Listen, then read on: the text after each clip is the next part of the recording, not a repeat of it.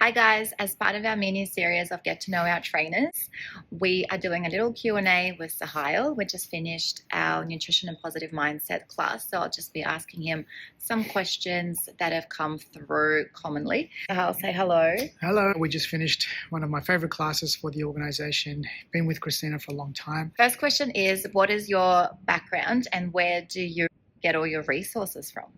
I happen to have had a Bachelor of Health Science degree. I've been practicing as an actual health practitioner now in Melbourne for about 24 years. As a personal interest, I did quite a bit of specific and specialized studies up in China, in Chinese hospitals there for about 3 years. But my specific interest, of course, has always been tailored around nutrition, diet, vitamins, minerals, supplementation. How long have you been working with AAM? And I can answer that because Sohial is also a personal friend of mine. I've known him for 21 years, we figured out today. And he's been with AAM since I've started AAM 11 years ago. But obviously we'll have Sohial's take on it now. Yes, it's been a long time. I'm really happy to report that I've been here since the inception of AAM with Christina.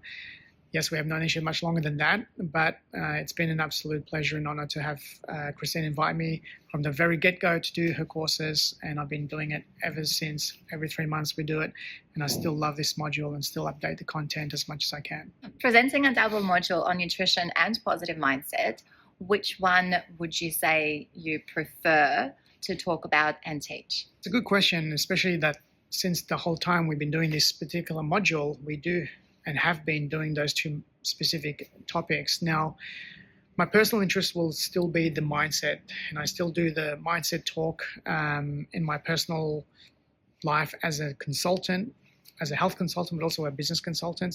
However, from the actual reactions that I get when I talk about the health side of things in the first part of this topic to the students, just because most people in the world today are becoming more and more awake about some of the health concerns and in terms of nutrition and food that is not so great in the world, specifically things that, the top 10 foods that we need to avoid or the top 10 foods we need to put into our health and well-being.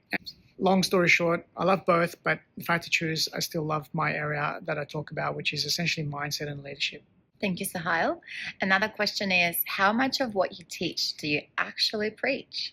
And this is probably a curious question for most people and most audience, asking especially health practitioners. To be completely transparent, when I first started as a health practitioner, I was actually only 21 years old. It wasn't that great then. Having my own health journey and understanding my body and some things that I've personally gone through, and then of course learning a lot from my clients, at least around 17, 18 years now, I've been pretty consistent, doing what I've been teaching, so preaching what I teach. What's your favorite snack?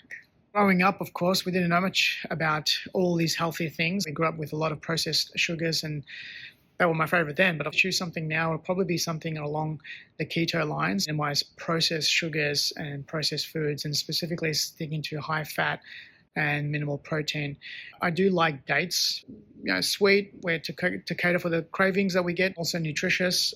What's your number one tip on starting a business? Yeah, great question. And really, business is about the self. So most people who ask me a question like this think that the answer is going to be something along the lines of marketing, selling, products, which business, which niche, which is important, but they are certainly supplementary to understanding yourself. One tip I have for business is to really understand who you are as a person, your traits, your values, your characteristic, your behavior, how you process things, how you handle yourself emotionally. So emotional intelligence plays a significant role in business.